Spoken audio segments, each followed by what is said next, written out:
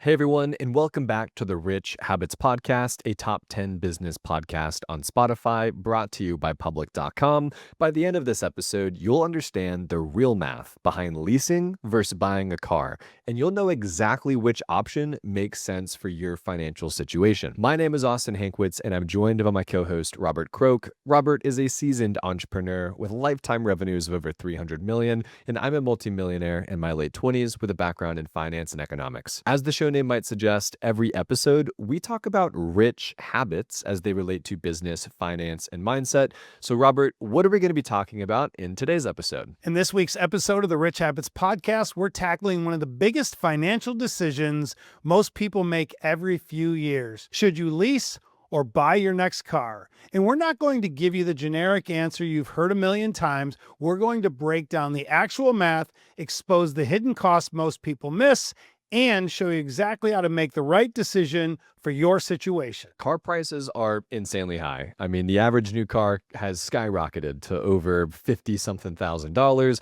Used cars aren't much better. I mean, they're averaging what, Robert, like $25,000, $27,000 right now. And the worst part is the second you drive the car off the lot, it instantly loses thousands of dollars in value. In just the first year alone, new cars depreciate by between 15 and 30% depending on the car. So the burning question becomes, do you lease that depreciating asset and trade it in every few years? Or do you buy it, keep it long-term, and ride out the depreciation? Most people have strong opinions on this, but very few actually run the numbers and understand the numbers and how it affects you. So by the end of this episode, you're going to know whether if leasing or buying is the right move for you. And more importantly, you'll know how to avoid the expensive mistakes a lot of people make along the way. So Robert, let's start with the basics. What does it actually mean to lease versus buy? All right, so let's set the table here, make sure everyone understands exactly what it means to lease a car versus to buy a car, because a lot of people don't understand what they're signing up for, and the dealerships love that confusion, right? So when you buy a car, very straightforward. You either pay cash, which like, congrats, you're rich, or two, you take out a loan, which is what a lot of people do. Now, if you take out that loan, right, you're financing it, you're making monthly payments toward owning the vehicle one day, right? Eventually, I will own this vehicle once I pay it off. Now, once the loan's paid off, the car is yours. You own it, you got the title, it's free and clear, you can drive it till the wheels fall off, you can trade it in, you can do whatever you want, right? It is your car. So that's owning and buying a car. Now, on the flip side, you have leasing. When you lease a car, you're essentially renting it for a set period of time, usually 2 to 3 years. You're paying for the depreciation of the vehicle during that time, plus interest and fees. So at the end of the lease, you return the car back to the dealership. You don't own anything. You walk away with no equity in your car itself, and you've been making payments for 3 years now, and you have nothing to show for it. So here's the trade-off. Lease payments are usually lower than loan payments because you're not financing the full value of the car. You're only paying for the portion of the car's value that depreciates during the lease term. So think 24, 36 months. So on the surface, leasing looks attractive. Lower monthly payments, you get a new car every few years, and you're always under warranty. So you guys need to make sure you're taking a lot of notes in this episode because we're going to break down a ton of math. But here's what most people miss. Over the long term, leasing is almost always more expensive than buying, and we're going to prove that to you with the real math in just a minute. So before we get into the numbers, let's talk about who leasing makes sense for, because look, there are situations where leasing is the right call. It's just way fewer situations than car salesmen would like you to believe. Yeah, so let's talk through that, right? Who should be leasing a car? So leasing might make sense if you fall into one of these categories. Category one is you're a business owner and you can write off those lease payments. If you're using the car for business purposes, you can deduct the lease payments as a business expense. Math changes significantly once you look at the after-tax numbers there, right? You get that business deduction saving you money at the end of the year. Second, if you absolutely need a new car every few years and you are willing to pay for that preference, right? Some people just like having the latest model with the newest tech. And if that's important to you and you understand that you're paying a premium for it, that's fine. You earn your money, spend it any which way you want. We're not here to tell you what to do. Just make sure you're doing it with your eyes wide open and you're not lying to yourself about the cost. Yeah, I fall into this category because I am a business owner and I don't like friction. So I've been trading out of leases for decades because I like the convenience of having a new car under warranty, and I don't have to mess with anything. But it's important to understand all the numbers so you see where you fit in. And that brings us to number 3. If you drive very low mileage, typically under 10 to 15,000 miles per year, most leases come with mileage limits. So you have to think this through, because if you go over, you're going to see in the fine print, you're going to pay 25 to 30 cents per mile in excess fees if you go over, and that adds up fast. But if you work from home, live close to everything, and don't drive a ton, leasing penalties definitely won't destroy you. And number 4, if you absolutely hate dealing with maintenance and repairs, when you lease, you're typically under warranty the entire time. You're not paying for major repairs. You're not dealing with unexpected breakdowns. You drive the car for 3 years, hand them back the keys, walk away, or lease another one. So for some people, that peace of mind is worth the premium. Now, even if you fall into one or more of these categories, you still should be running the numbers, right? Because in most cases, buying is going to be a better financial decision. So to Robert's point, take out the notepad, get your pen ready. We're going to go through some math here, right? So this is the real math behind leasing versus buying, real world comparison. We are going to use a $40,000 car, which I would believe is a pretty standard price for something like a Toyota or a Honda. Robert and I found a couple brand new Toyota RAV4s here in Nashville at about $40,000. So these are real numbers, right? Nothing crazy, just a normal, reliable car that most people would buy. The number one most popular car in America is Toyota. And then I think it was Ford, Chevy, and Honda. But the Fords and the Chevys were all trucks for business owners. So most average Americans are buying Toyotas and Hondas. So that is our instance example here. So in the first scenario, you lease that $40,000 car for 3 years. Based on typical lease terms, your monthly payment is going to be about $450. Over 3 years, that's $16,200 in lease payments.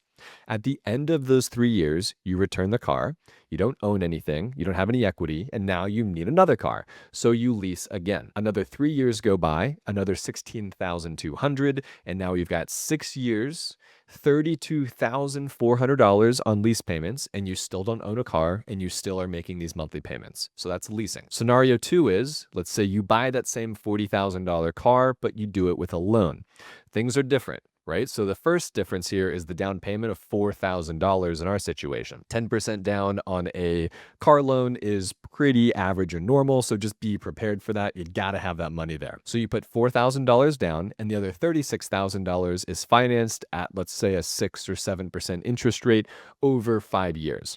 Your monthly payment is about $696 a month in that instance. Yes, it is materially higher than the lease payment, about $246 more. But the difference is, after 5 years, you pay off the car and you own it, right? The loan is paid off. You can keep driving the car for another 5 years or whatever you want to do, right? You have 0 car payments. 5 years where you can redirect that would have been $696 a month payment to investings or saving or paying down other debt that you have. So over that 10-year period of time, you paid roughly $45,760 all in for this $40,000 car when you buy it, right? When you include those interest payments, that's your down payment plus the interest on the loan. But now you own an asset that's probably worth between 8, 10, 12-ish thousand dollars, depending on condition and mileage. Meanwhile, if you would have leased the same car, you'd have made lease payments, let's say for the 10 years straight. We're 10 years into the ownership, which is roughly $54,000, and you'd own nothing. You'd still need to lease another car or buy another car, but keep in mind, you'd never be driving a car that is 6 to 8 or 10 years old. But if you're going to drive it till the wheels fall off, the numbers really do add up to buy. So here's the difference. About $12,000 to $16,000 ends up being in favor of buying, and that's really being conservative. And if you keep the car longer than 10 years, the gap gets even wider. So this is where people really mess up. They look at the monthly payment and think, okay, it's $450 to lease, and it's way better than $697 to buy. I can afford the lease. But they're not looking at the total cost over time. You always hear Austin and I talk about it with houses, with cars. You have to understand the total ownership cost. So they're not thinking about the fact that in 5 years, the person who bought the car is done making payments. The person who leased the car is still on the treadmill. I hope everyone followed along there, right? Because we just laid out the real math behind buying a $40,000 car brand new, what you'd have at the end of that 10-year period of time, which is still that $8,000 or $12,000, versus the leasing of that same car over that same period of time. Assuming you re-up a lease, you drive something new, that's cool, right? You get a new vehicle every 3 years, but during that period of time, right, $54,000 has left your bank account and it's just gone. And it's going to continue to leave your bank account because you're not actually owning anything. You're just signing up for a new lease every 3 years. So after that 5-year period of time, you have this $696 a month that's completely freed up. If you're like us, we are going to be investing that money, so it is growing for us over time. And Robert, we all know the best place to invest. The easiest way anyone can begin investing towards their future is on public.com. They make it incredibly simple to build a multi-asset portfolio, including ETFs, crypto, stocks, bonds, options, and more. And they also offer access to industry-leading yields of up to 3.8% APY for that emergency fund. And for a limited time, you can earn a 1% match on all IRA deposits, IRA transfers, and 401k rollovers. It's $1,000 free money for every 100K you roll into their platform. So that old 401k you haven't touched in a while, or that IRA is sitting on that boring, stinky broker, roll it over and get your 1% match. Fund your account in 5 minutes or less by heading to public.com/rich habits to claim your 1% match today. Paid for by Public Investing. Full disclosures in the podcast description. All right, Robert, let's now break down the hidden costs that no one is really getting told about at these dealerships when it comes to leasing. I love this because the dealership's not going to tell you, the salesman's not going to tell you, and I don't think most people actually understand. I did this for several years in car dealerships as a finance manager, and I can't wait to share this with all of you listening. First, it's the mileage penalty. Most leases cap you at between 10, 12, or 15,000 miles per year. And if you go over, you're paying that 25 to 30 cents extra per mile. So let's say you drive 18,000 miles a year instead of 15. That's 3,000 miles at 25 cents per mile, and you're paying an extra $750 at the end of the lease. And that could be every year of the lease. Do that over the lease's cycle of 3 years, and you've wasted $2,250. That's money you're never getting back. Number two, the wear and tear fees. They don't tell you about this, but when you return the car, that dealer is inspecting it with a fine-tooth comb, and they are not going to be lenient. So any dents, scratches, stains, excessive wear, any of that gets charged back to you at the end of the lease. So you think about that small scratch on the bumper that you tried to touch up. That's going to be a couple $100. Stain on the seat, $300. Worn tires, $500, maybe $1,000. These fees will add up fast, and most people get hit with $500 to $1,500 in wear and tear charges they weren't expecting and didn't budget for. And number three is the disposition fee. At the end of the lease, some dealerships charge a disposition fee, which is usually between $300 and $500, just for letting you return the car. And this is pure profit for the dealer that you're literally paying them to take the car back. This is crazy, just hearing all these. I didn't know that some of these existed here. Here's another one that people probably didn't know about: the acquisition fee, right? Because this fee is baked into your lease terms. So most people don't even realize they're paying it, and it's between $500 and $1,000. It is literally just another way for the dealership to make money off you. Now, keep in mind, with all these fees when you're leasing a vehicle, you want to negotiate price and fees just like you do when you're buying a car.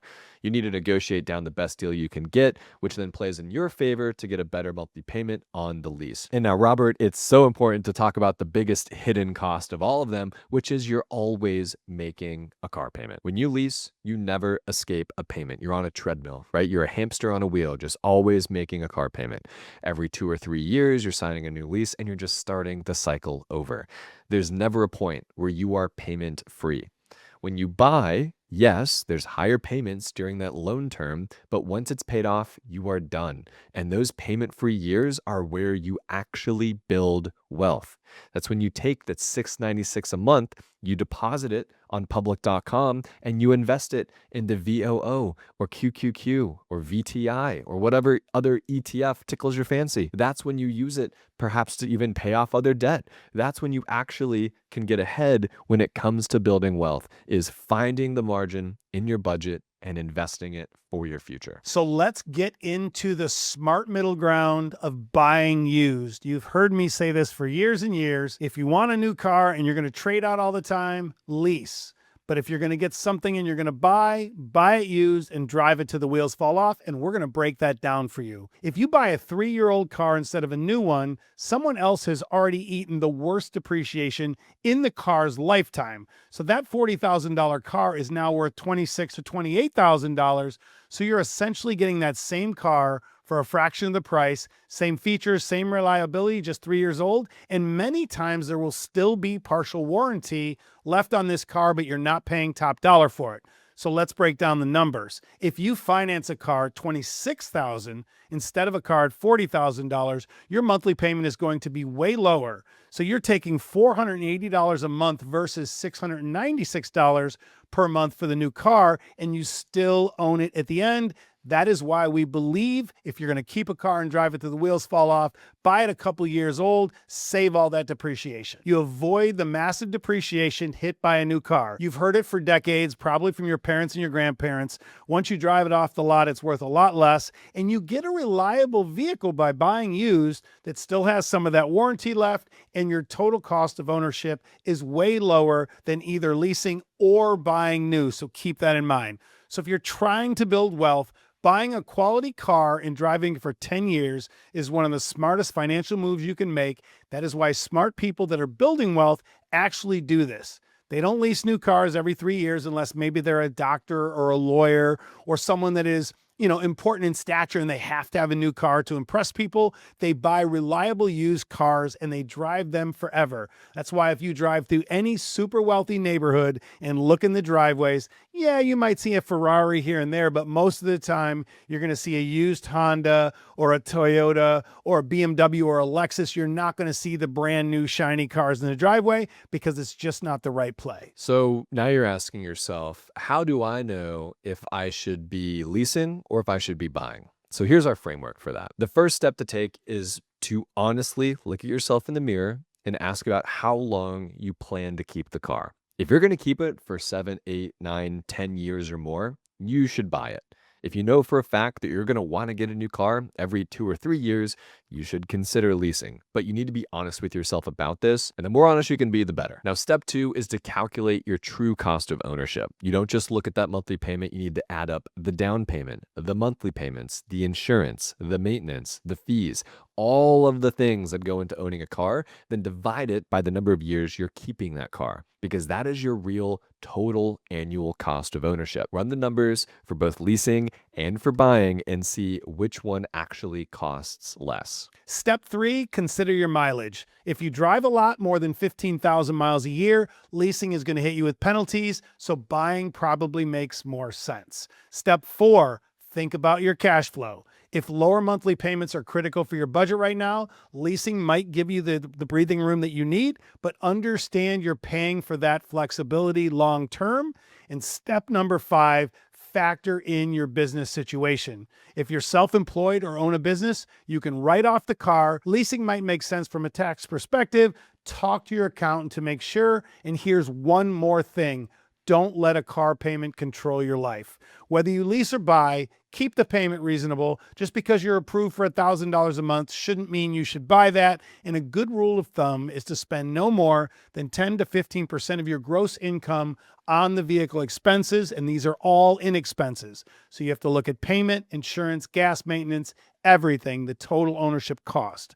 And if your car payment is eating up 20, 30, 40% of your income, you can't afford that car and you're sabotaging your ability to build wealth by living beyond your means. Robert, it's pretty obvious that the car industry is designed to keep you in this forever payment cycle, right? Dealers make more money when you lease. They make more money when you trade in that car. Every few years, when you buy another car, they want you on the car payment cycle treadmill forever. That is their business model. But you don't have to play their game. You can buy a reliable car. Like me, I have a Toyota 4Runner. It is 5 years old. You can pay it off and you can drive it for 10 years. You can then redirect those would-be car payments to investments on public.com, and you can build wealth instead of actually having to hand over all your wealth to a car dealership. And the people who build wealth don't drive the flashiest cars, they drive the smartest cars. They make decisions based on math and not emotion, and they don't let a depreciating asset sabotage their financial future.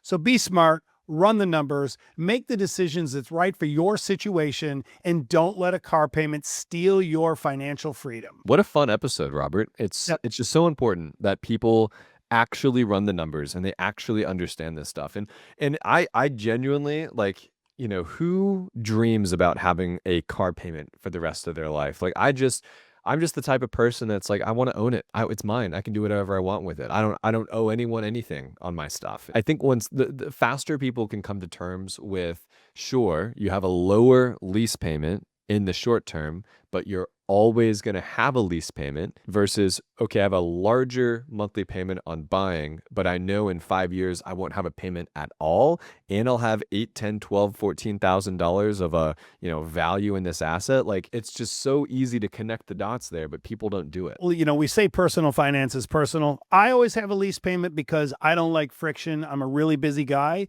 but the average person, I love it. They should buy it used, drive it till the wheels fall off, keep it maintained well. Really, that's just tires, brakes, and oil changes for the most part because cars are lasting a lot longer and they're holding equity pretty well now as they get older, especially the Toyotas and Hondas. But personal finance is personal. Do what works for you. And the main goal here is to make sure you understand the difference and you understand the numbers so you can make an educated decision. Yeah, I appreciate that call out, right? Because it's like you lease every 3 years, but it's like, who cares? You're rich, right? It's like I can do whatever I want with the money. I make it, right? And so it's like, yeah, if it doesn't matter what choice you're making, what matters is you are going into making that choice with your eyes wide open and you understand what you're doing, right? If you're like, yeah, I'm going to lease a new car every 3 years because I can afford it. It's like, cool, you work hard for your money. Do what you want to do. Yeah. But if you're the average American with a household income of like 75 grand and you've got, 2 kids and, parents and you guys are trying to make ends meet, you want to build wealth over a long period of time, the average American should not be leasing a vehicle. The average American should figure out how to, one, buy a used car, right? And then two, after they buy that used car, pay it off and then invest the difference that would be car payment on public.com, build their wealth and just don't have so much money on this like payment treadmill. I never heard it described like that until we were doing some research into this episode. It's really what that is. It's like a payment treadmill you're never going to get off of. I'm never going to forget that statement, that's for sure. All right, y'all. So now let's jump to the Q&A section of this episode. As a reminder, you can ask us questions on Instagram via Instagram DMs at Rich Habits Podcast. You can email us questions at richhabitspodcast@gmail.com, or you can join the Rich Habits Network, which is our community for our biggest fans of the show. We have over 800 people right now inside of the Rich Habits Network, and they always get their questions answered because Robert and I, every Tuesday evening, host a 2-hour live stream where they can ask us questions face to face. Turn on your camera, say, hey, what's up? My name's Rebecca. Here's my question. So check out the Rich Habits Network. So our first question here, though, is on Instagram, and it comes from K.A. K.A. says, hi, guys. I need the matter kept very anonymous. Okay, so KA I feel like is a pretty anonymous acronym here. KA says, I did the worst thing anyone can do. I over leveraged in a Robinhood margin account, and the few stocks that I thought were going to be rock stars all tanked. RIP to all my savings that Robinhood has now automatically sold to cover their own loss. I was willing to saw this out and wait until 2026, but Robinhood sold everything. I'm not sure what to do, where to go from here. Please help. I still have 30,000 in a crypto account on Coinbase, 20,000 in my checking, and I have my retirement accounts. But I'm at a loss for words for how this happened because I was just up 100,000 in this Robinhood account in September. Now it's all gone. God, help me through this. What do I do? Oh man, KA. Well, first off, I'm really sorry to hear that you're having to learn this lesson the hard way, my friend. We always tell people to avoid going into debt to invest. And unfortunately, Robinhood makes it very easy for people to take on debt to invest. So I'm thinking what sort of happened, and Robert, correct me if I'm wrong, But KA, let's say, had a account worth $250,000. And this $250,000 account on Robinhood was invested into a bunch of crazy high beta stocks like space exploration, quantum computing, nuclear energy, all the high beta, high flyers that have been exciting in this AI cycle that we've seen. And we very much saw a market correction in those names. I think some of them were down 30, 40, 50% in just a couple weeks' time. And what you probably did, KA, was you went to Robinhood, you turned on your margin investing. They said, sure, do you want an extra $250,000 to invest? 300 to 400,000, no problem. And you took it. And you use that money to buy more of these high beta stocks. So what ended up happening, to my understanding, is the stocks that you bought with this debt declined in value so much and so quickly that Robinhood sold all of your existing investments to cover their losses on loaning you this money. That's the situation we're in right now. Silver lining. One, you are going to be just fine. You said you made $100,000 in September alone in this account. Like, you're very much I'm sure a very knowledgeable and active, sophisticated investor. Like, you're gonna remember this, and this will be a opportunity for you to learn and to build wealth in a more prudent and responsible way over time. Another silver lining, Robert, is that they already have 20,000 or 30,000 in their crypto, the checking, the retirement accounts. Like, everything's fine. So like, we're talking about a high risk account that it seems like you were just on the wrong side of a trade for. My biggest advice for UKA going forward is to, one, never take on debt to invest. It is a terrible idea. People do it all the time, and this is what happens. Yeah, I love this question because it helps not only KA learn from the mistake, but it helps all of our listeners learn that when you put yourself in harm's way with heavy debt and margin on an account and you blow up an account like this, you're starting over because you get liquidated. This is not something, we don't call this investing. I look at it as more as gambling. I just look at it, if you can't afford to buy the stock, and I thought the stock choices were great because you did it with leverage, you weren't able to withstand the volatility. That is the problem. So just learn from this, KA, and everyone else listening. Don't get a HELOC loan to go buy Bitcoin. Don't go sell real estate to leverage an account. Don't do those things. Invest with cash, invest with new cash that you have to put into the markets, and don't try to do a cheat code to get around it because it usually ends up going bad like it did here for KA. Couldn't have said it better myself, Robert. Everybody, please, please, please do not go do this margin investing. Now, it's different. Robert, let's explain this difference. It's different if you are someone like Robert and myself, and you have a portfolio of $1 million and you want to take out a $50,000 loan against your portfolio at a very favorable interest rate to go do something, right? I've done that in the past. Much more favorable interest rates that way because it's a collateralized loan. So that's a different story, right? That's money taken out that is then used to go purchase something, to go, do something of purpose with. That is not, I'm taking on debt to invest. Yeah, I feel like you're exactly right. And I'm okay with people using margin if they have the money to replace it and get rid of it. Because so many people don't use margin because you're trying to buy more and you don't have the money to replace it, because if you get margin called, your account is blown. And so I'm okay. I've been in a situation before where it's 1 o'clock in the morning and I find an awesome thing that I want to buy, but I don't have any cash sitting at that time. So I'll use margin and then move the money over the next day or a couple days later, get back out of the margin so I'm not eating fees, and be able to keep rocking and rolling. So just make sure you understand the difference. So our next question comes from Brock S on Instagram. Brock says, hey guys, I love the show. I know you all always discuss QQQ and VOO, but is there any harm in buying QQQM and SPYM instead, since they are cheaper to own from an expense ratio perspective? Yeah, I'll take this one. So here's the deal, just so everyone understands. Like, if we use QQQ as an example, I like QQQ because liquidity, easier to get in and out of. And yes, the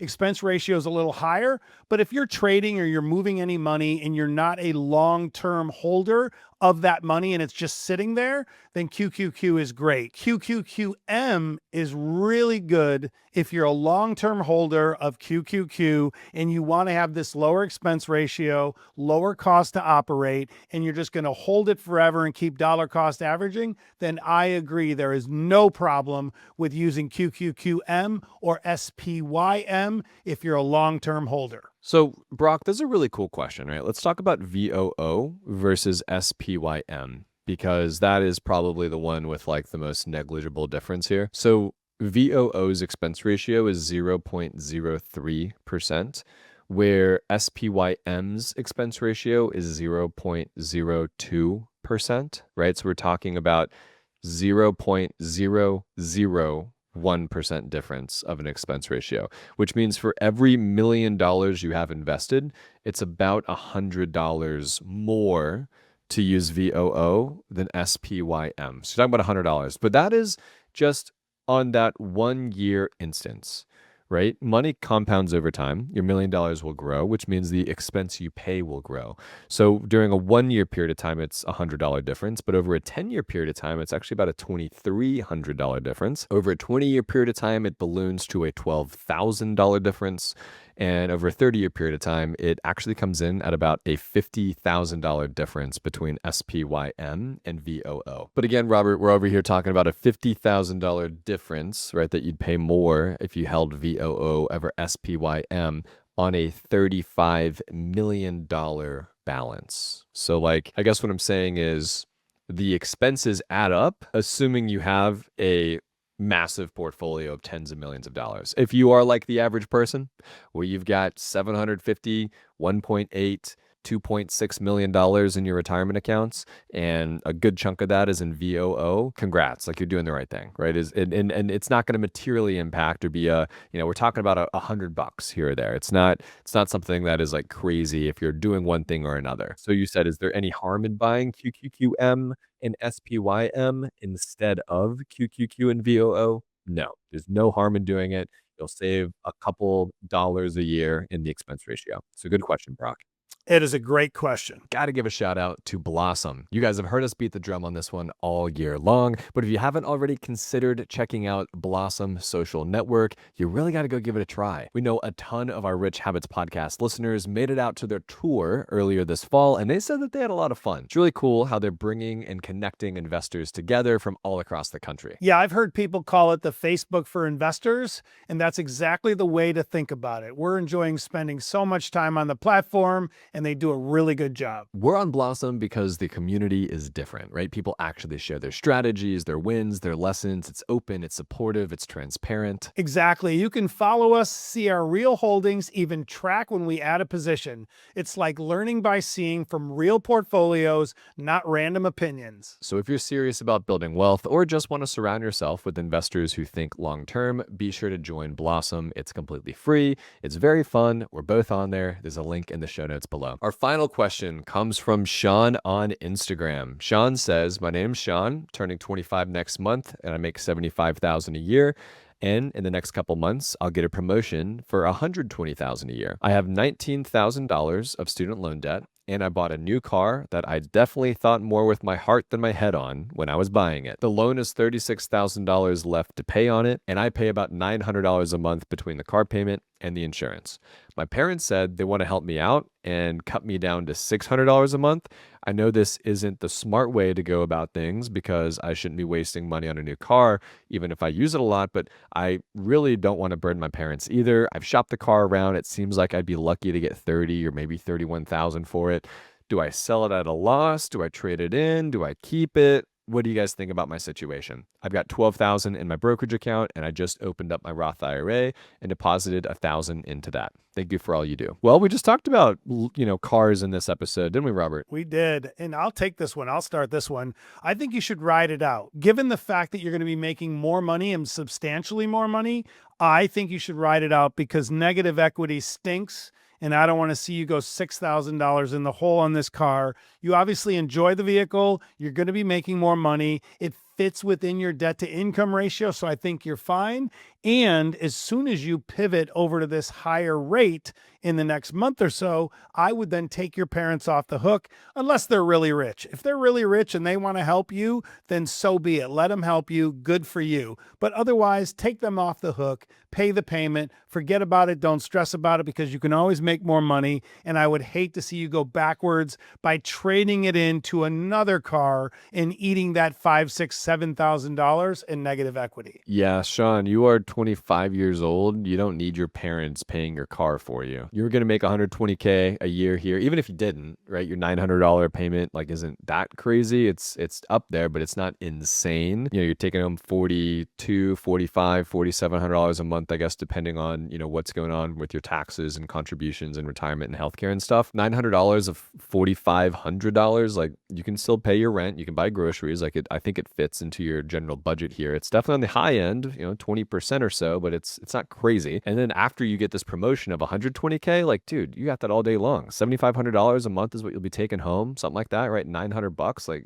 all day. So I agree with Robert. I'd keep the car. If you want to pay it off a little bit more aggressively because it's at a higher interest rate, 8, 9, 10%, be our guest. If you wanted to make extra, you know, deposits on your brokerage account, your Roth IRA, if you want to keep that car around, not make any extra payments at that $120K a year, it should be fine too. I don't see anything too crazy with this. Like, yeah, $900 a month is a lot, but you said you are contributing to your Roth IRA. And like, that's like what makes sense to me here is like, you're not keeping this car at the detriment of investing into your Roth IRA at 25. Now, if you were keeping the car and you couldn't afford to max out your Roth IRA, time to sell the car. I don't care about the loss. Go borrow the difference. It's like way smaller of a monthly payment there. Uber to work, right? No, not really, but you know what I'm saying? Like you got to prioritize the Roth IRA in this investing. And at this $120,000 a year, you should absolutely be able to afford both of them. Happy Thanksgiving, everyone. Thanks for joining us for this episode. We think it was an incredibly insightful episode to help all of you understand the difference between leasing and buying and the total ownership cost of a vehicle. So thank you again for stopping by, and make sure to share this episode with a friend because everyone has this struggle with what to do when getting a new or a used car. Yeah, if you learned something in this episode about leasing versus buying a car, or you've got that friend that's like, nah, man, you always got to lease, or nah, man, you always got to buy, or maybe they don't even have an argument. They genuinely don't know how to think about it. Maybe it's a recent college graduate or a colleague at work, and send them this episode, right? We lay out the math. We give you some situations in which you should lease or consider leasing, other situations where it doesn't make sense and you should consider buying. We just try and give you all the facts so you can make an educated decision with your money. As always, if you learned something, please consider leaving us a 5-star review, sharing a comment on Spotify, voting in the poll below, subscribing on YouTube if that's where you're watching us here. And don't forget, we're still running a 7-day free trial for the Rich Habits Network, our community for our biggest fans. Go click the link in the show notes below to check that one out. Thanks everyone, and have a great start to your week.